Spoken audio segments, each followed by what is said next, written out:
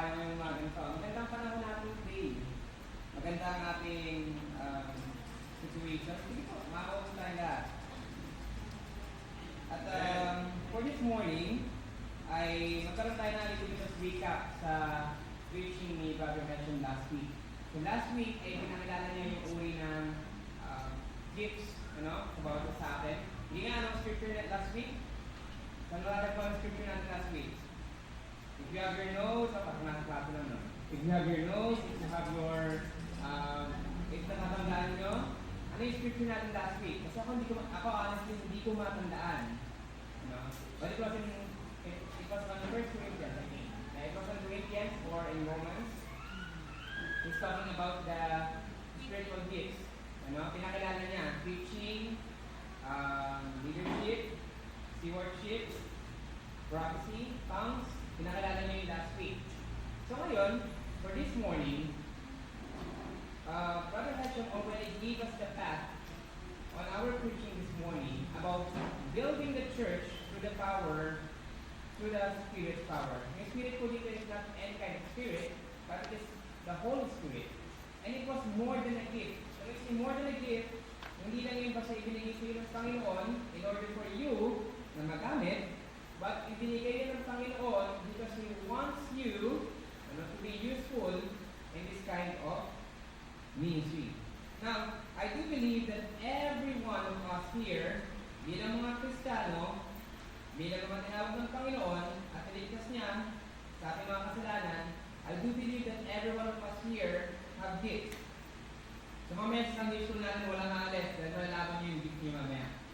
We've prepared something for you in order for us to have the assessment. Saan ba ako maaaring pumasok sa inyo? Sagutin natin mamaya sa Sunday school. But today, alamin muna natin, bakit ka ba papasok sa ministry? Now, to give a little context, ginagalit dito. To give a little context about our spiritual gifts or our preaching this morning, many believers is focusing on discovering their spiritual gifts. But in this passage, in Acts chapter 2, verse 42 to 47, the early churches teaches us that the spirit gifts are only valuable when they are used to build God's people. And I repeat, the spiritual gifts are only valuable when they were used to build God's people. It means, kahit anong talented mong tao, kahit anong galing mong tao, it was simply not needed ng Panginoon, but He gave this to us, this kind of gift, in order for us to use it to build God's people. When we say God's people, it is the church. This whole church. It doesn't mean lahat tayo magiging karpentero, but it only means na lahat tayo dapat ay gumagalaw inside the church. The Holy Spirit did not simply give us gifts for admiration or recognition. He gave gifts to strengthen the church and glorify Christ and reach the world. Now, the church in Acts chapter 2 was known merely for what gifts they possessed, but for what the Spirit accomplished through them. In Acts chapter 2, makikita rin natin dito how the Lord or how the Spirit strengthened Peter. So, alam niyo ba kung nangyari dito? If you can go in verse 14, Peter stands among the 11 and the multitude of men, and he speaks in men with 3,000 numbers, with both numbers, maraming numbers, and these people have different languages, and yet Peter was understood by these people. Imagine na sa gitna ka ng market at lahat kayo magkakaiba ng lingwahe, but Peter is speaking Hebrew and Greek, and yet these people understand what he is saying. These people was enlightened. These people was convicted about kung ano yung kalagayan niya sa buhay niya. And these people was amazed. Imagine, kung magsasalita ako dito ng di ako marunong mag-Korean marunong konti, pero imagine, mag-tutor siya ng whole Korean, but then you guys will understand it, even though Tagalog tayo, even though we are Filipino. Or, nung nandun kami sa Palawan, hindi lahat nakakaintindi ng Tagalog. So, may translator kami kasama. Imagine that. Na nag-preach ako for the whole 1 hour and yet you cannot understand my words, but yet the Holy Spirit is knocking on your heart and giving you the conviction. Yun yung context dito in Acts chapter 2. And it was vital for our preaching this morning because sometimes we focus on spiritual gifts. I don't think na magagamit ako sa church. Some people will see this. Kasi hindi naman ako marunong tumugtog. Some people will say na hindi naman ako magagamit sa church. It is because hindi naman ako marunong kumanta, which is one of my frustration. Hindi naman ako marunong mag-preach. Hindi ako magaling magsalita. Hindi ako, nahihiya ako sa stage. Did you know that the ministry is far beyond this pulpit? Napakalawak po ng ministry ng Panginoon. Itong pulpito na to ay isa lang sa napakaraming ministry ng Panginoon. At kung susumahin, lahat tayo binigyan ng Panginoon ng pagkakataon na mag-work sa kanyang ministry. Kaya ngayong araw, tanongin natin ang ating sarili. Ganun siya magana. Tanongin natin ang ating sarili.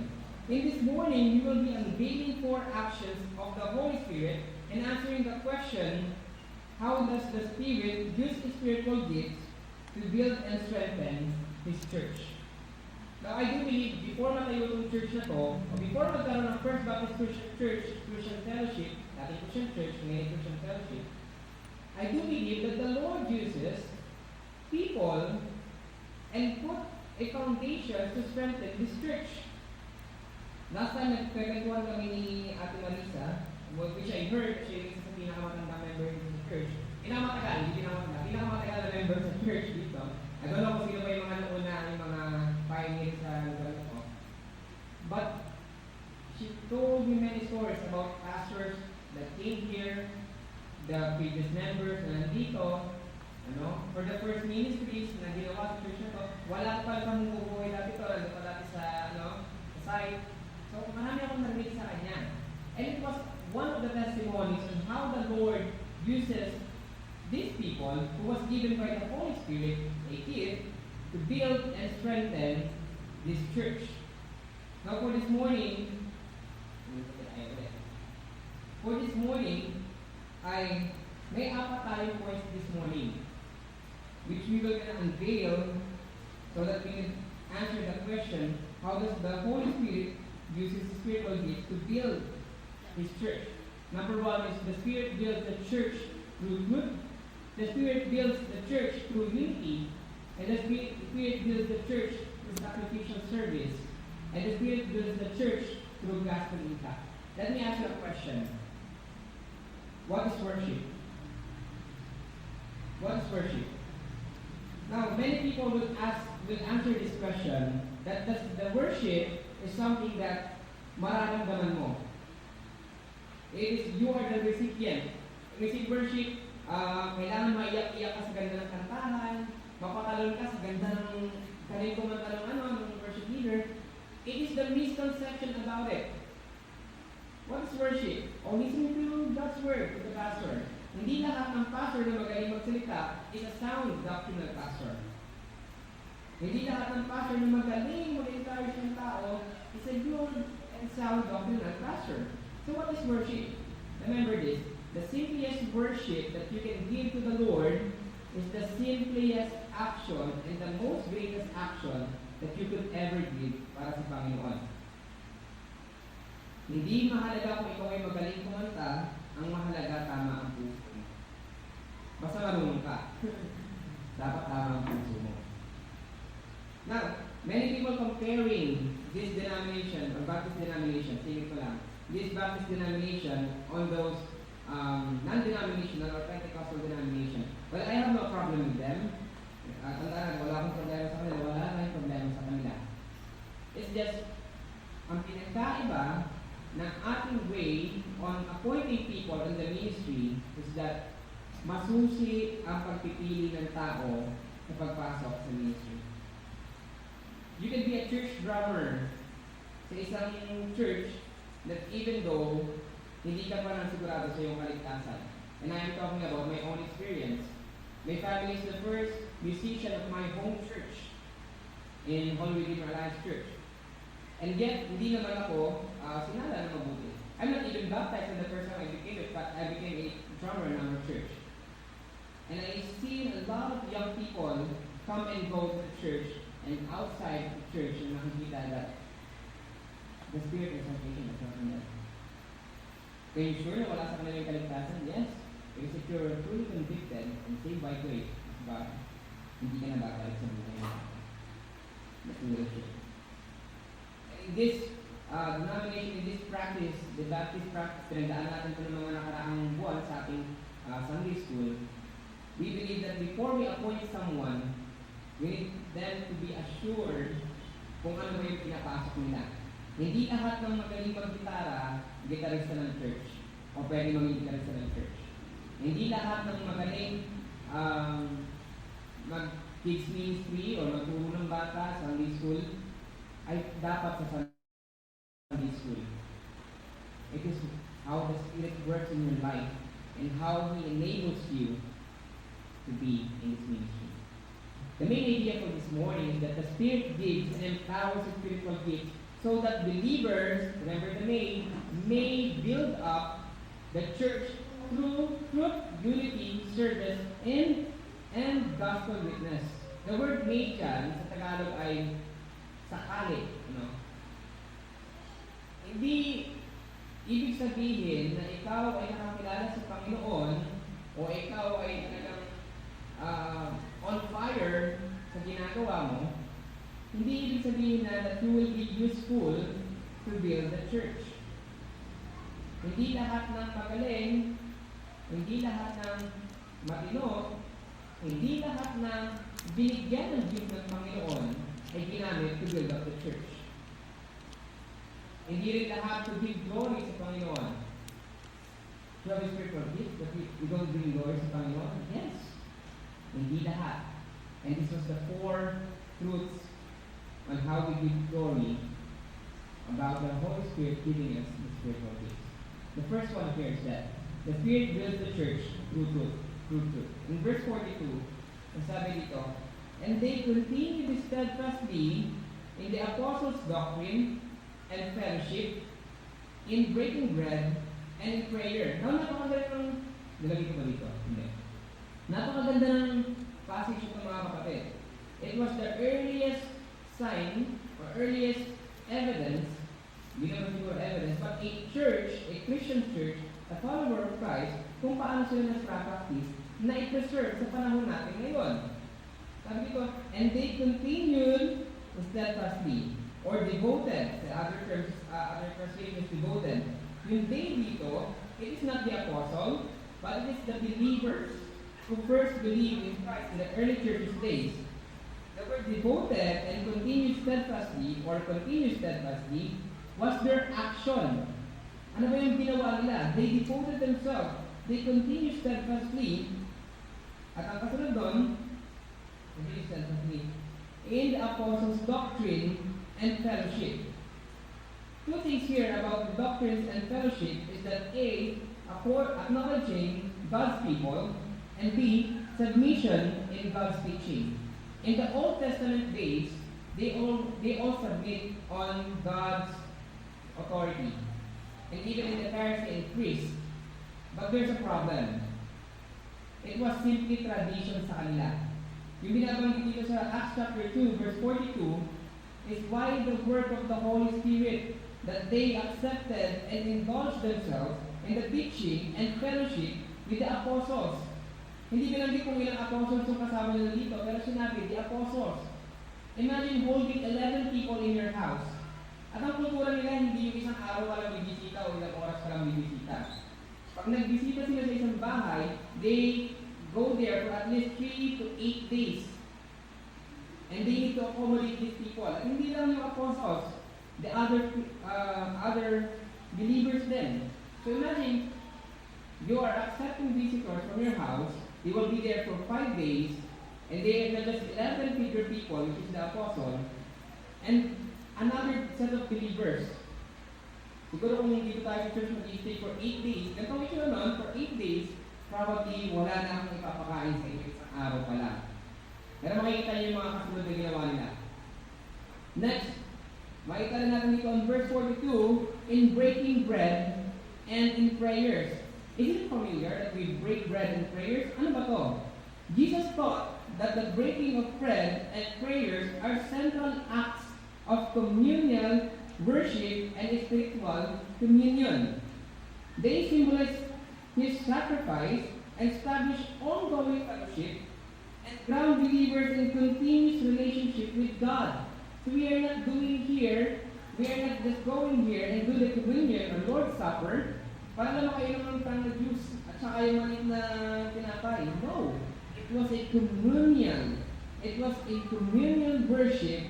It is a spiritual communion which inaalala natin yung pagkamatay ng Panginoon sa krus ng Kalbaryo. And it was the significance of breaking bread. At meron pa dito prayers. When they pray before, they pray for themselves. And yet in these passages, bago makarating ng verse 42, they knew kung ano yung kalagayan nila. That's why the prayers here, the word prayer here, in breaking bread and in prayers, is very vital because in this time, they had the chance to pray and to confess their sin directly sa Panginoon. Kasi, dati nga, nag-aano sila. They confessed on atonement lamang, on the day of atonement lang. Pag sumablay pa yung priest, and the next year na ulit. But here, they could pray and confess their sins sa Panginoon directly and assure themselves that they will have eternal life. Sabi dito, before believers can serve effectively, they must be grounded biblically. Now, the principle here is that spiritual gifts must be directed by God's word, but a gifted believer without biblical truth can become misguided. But a believer rooted in the Scripture can be used in his gifts effectively for God's glory. I'm going to give you an example of some artists na kung saan lumaki naman sa simbahan, talented naman, sikat nga sila, and yet they do not use their lives para papurihin ng Panginoon. One of my biggest examples is Katy Perry. We know Katy Perry? Katy Perry, in the early 2000, 2005, 2006, she was actually Pastor's kid. Pastor's kid si Katy Perry. And she started her career as an artist bilang isang gospel singer. She sings gospel. Kung hindi man Christian music, positive music, kung saan pinapakilala niya ang Panginoon. Kung ikaw ay katulad ko ng kabataan, na nagilig sa music before YouTube, mixtapes, you knew her because of the band POD, because of the band, hindi ko matang Chili. Basta, maraming banda nun, kasi tayo na yun, uso yung Christian rock. Lively, yeah, uso yung Christian rock that time, and she was part of it. And she is actually testifying about God. And how good it is.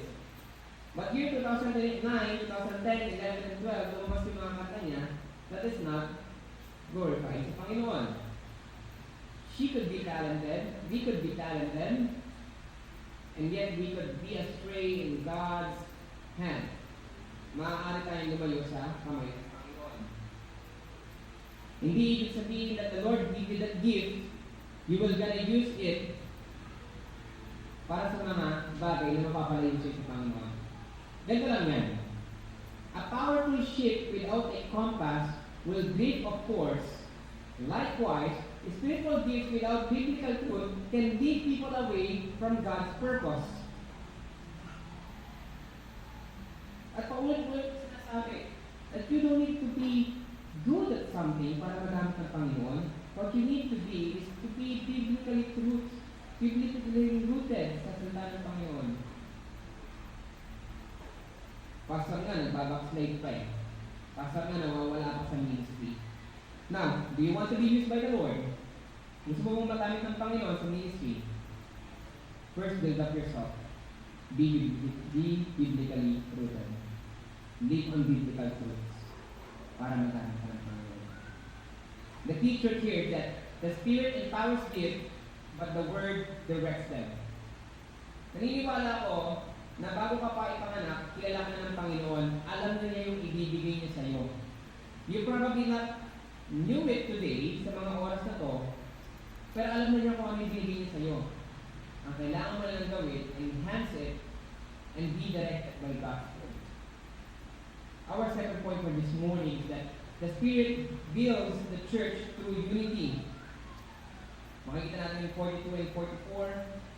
Sabi sa verse 44, it says, now all believers work together and have one thing in common. Ano kaya one thing in common nila? What is the common denominator of these believers? The common denominator of these believers is that they are thirsty for God's word. They were hungry for more of God's word. Now listen to this. The Spirit never gives gift to divide the church, but to unite it. The principle here is that every spiritual gift is not designed to benefit others. No gift is insignificant, and no believers possess every gift. We need to be with one another. Now, have you seen an orchestra? Sino nakapanood na ng isang orchestra? Orchestra, yung maraming violin, cello, timpani. If there were 50 people who will be playing instrument, o sige, wag ng orchestra, choir na lang. Kaya na, nagpa-choir tayo. If we are 21, 22, dito tayo sa choir natin ngayon, 22, 23 people in the choir, at lahat kayo sa choir, kakanta kayo ng base lamang sa kagustuhan nyo, kasi yun yung gusto nyo, yun daw yung abot nyo, yun lang daw yung kaya nyo, our choir will be chaos. At ganoon din po, ang gift at ang church ay binigay ng Panginoon. Kung ang bawat isa sa atin ay tatayo at sasabihin, ito ang gusto ko, ito dapat ang gawin natin, ito dapat ang mangyari, we do not have unity. We only have chaos. Do you believe na nagkakaroon ng division sa church dahil lang sa kortina? Pwesto ng piano? Yung church ko namin nagkalingin ko before I came here ay nag-divide dahil lamang sa maliit na lupa. Dahil lamang sa maliit na lupa. Literal na maliit na lupa. 3 by 4 square meters na. Hindi ka naman buhay ng church. And they divided and they called us para sa outreach kasi naiwanan yung outreach. And that was my first church planting. It is not because God gave you this kind of leadership, it doesn't mean you are the leader of the time. Sometimes me, mas gusto ko makinig sa inyo because my gift is not actually leadership. My gift is speaking. My gift is teaching. Not leadership na gumawa tayo ng ganito, maganda tayo, maging ganda tayo. Not that kind of leadership. I do not have that kind of dominance. What I have here is that I can teach. I can preach. But I cannot say that I could kaya ko yung manduhan. In sense, hindi ko rin lugahan tama ba? Tagalog ko yung mando? Tagalog din, no? Magmando. Magbigay ng trabaho. I asked for someone, but I never asked him to do something that they don't want to do. The key truth here is that the Spirit gives different gifts, but He builds one body. Now, in every churches in this world, I'm pretty sure that the Lord gave gifts to every people. We just need to be like one. We just need to move like one. So ask the Lord, ano ba yung binigay sa akin? Ano ba yung uri ng gift na maaari kong gamitin? The third point here is that the Spirit builds the church through sacrificial service. Now, sa mga hindi ko po nakakalam, ulitin ko ulit, I also work as a music teacher today. And I also work as a taekwondo instructor today. And I am here in the ministry as a pastor. And sometimes I have part-time kasi sometimes I need to meet my ends. Now, what I realize about this is that hindi madaling magtrabaho habang nag-ministry. And I appreciate more people they give their time in the service in the ministry. Hindi ko maiisip bawat sa atin dito kung sino yung mga madaling maasahan, madaling mapuntahan, madaling makatok ang mga puso kung sakaling hindi kayanin ng isang tao o palaging may sasabi sa kanila. At ngayon, na-realize ko kung bakit ang hirap nga namang mag-ministry kapag nagtatrabaho ka. At hindi naman lahat tayo pinawag para maging pastor. Most of you guys ay nagtatrabaho, and every weekend, yun lang yung time natin to rest.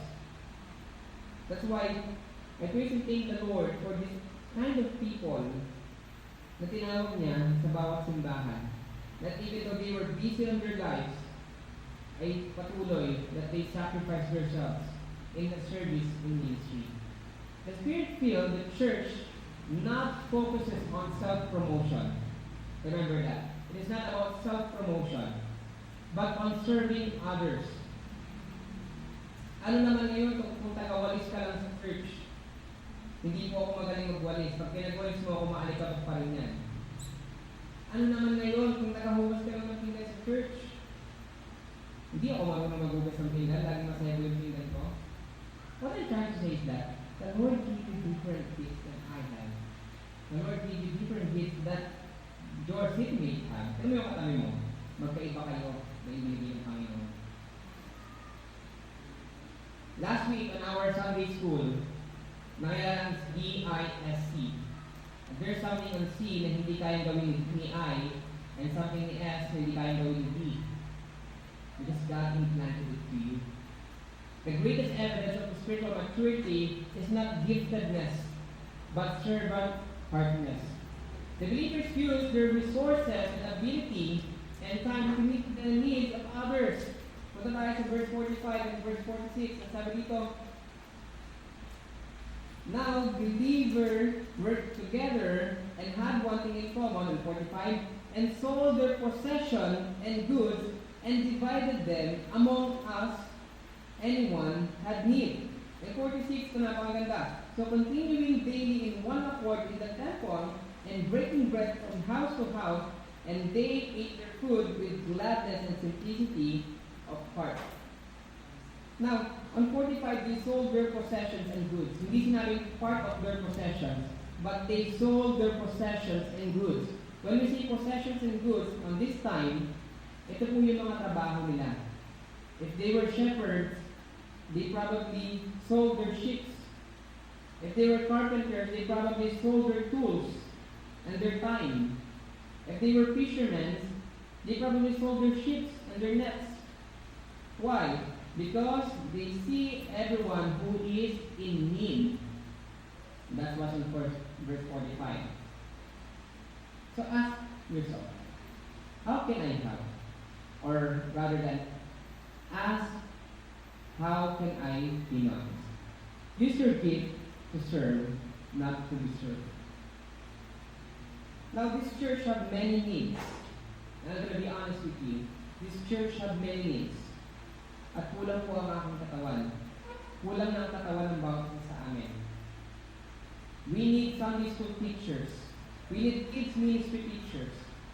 We need someone who will be with us in visitation.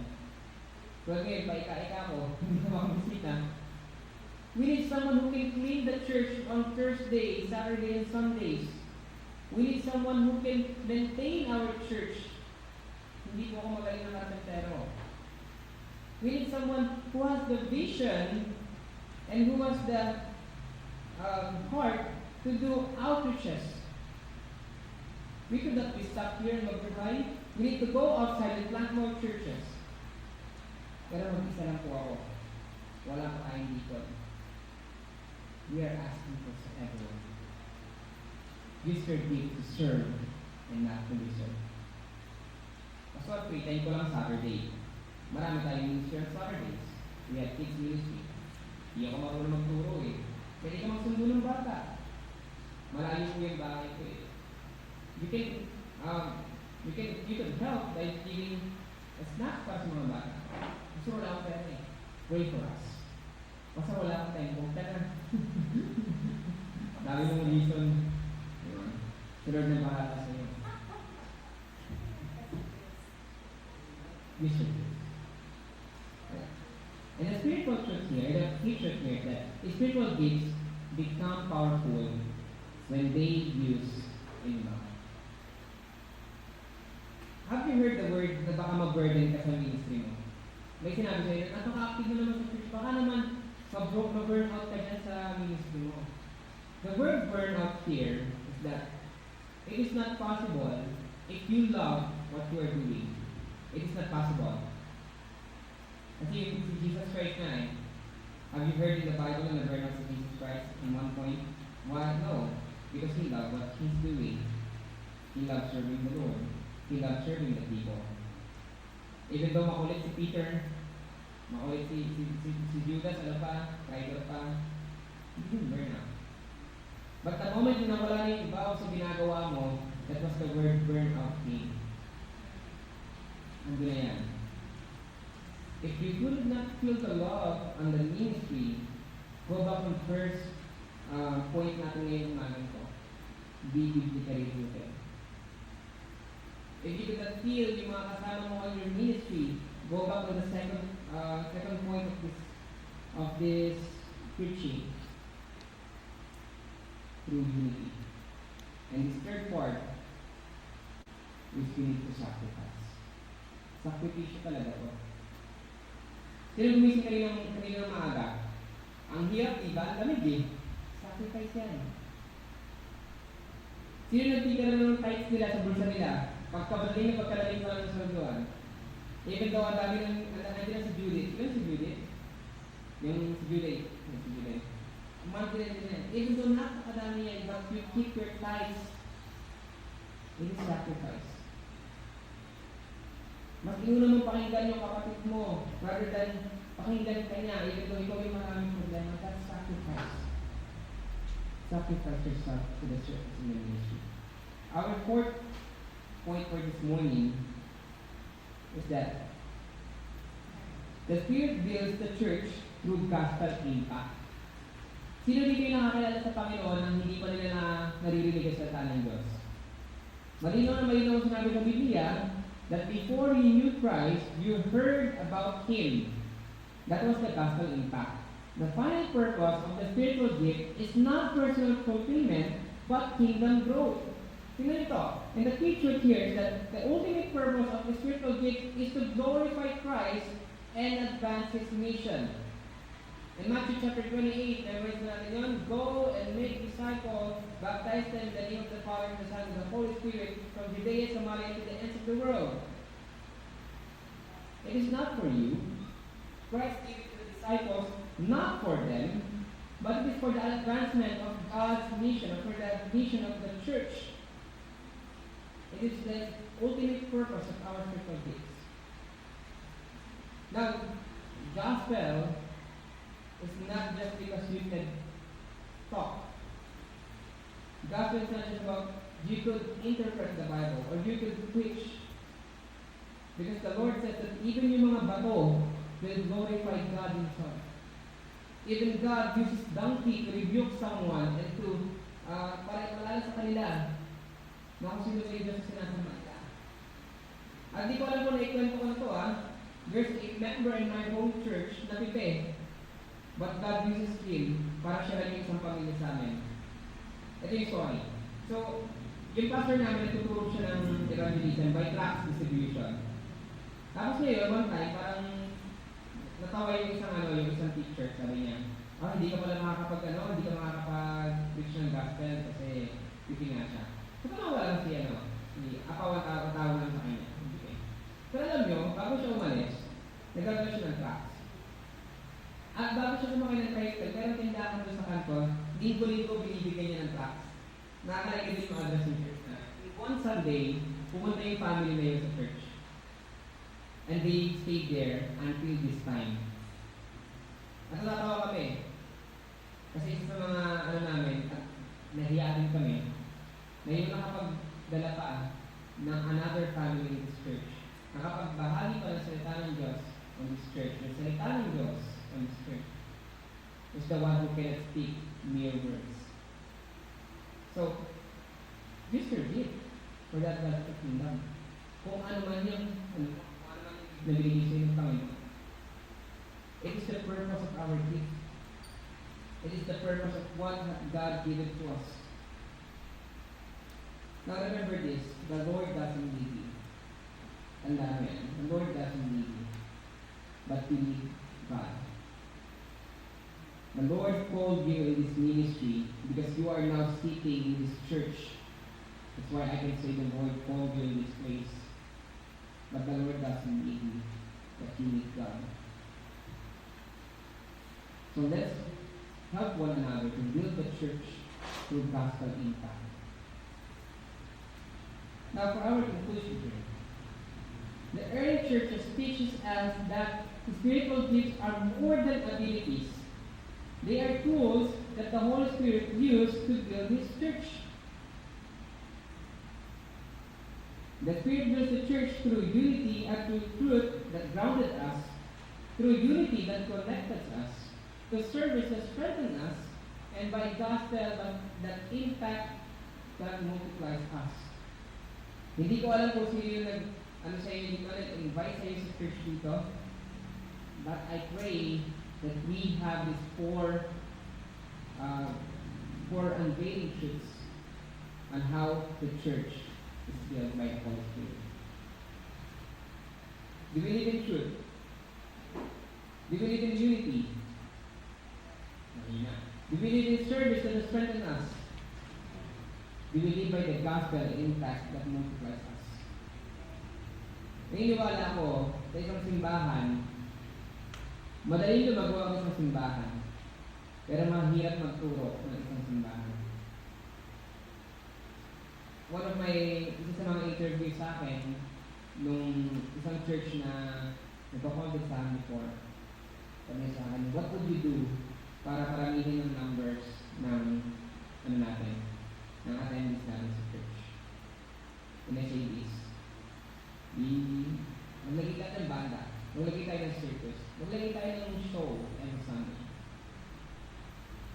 Because that's how the church, kung ganun ang tingin ng mga tao sa church, entertainment. But in order for us to make the people stay sa salita ng Panginoon, teach them to be grounded in the Word of God. And these four truths will help us and know and have the knowledge of how the Spirit builds His church. You are the church. I am the church.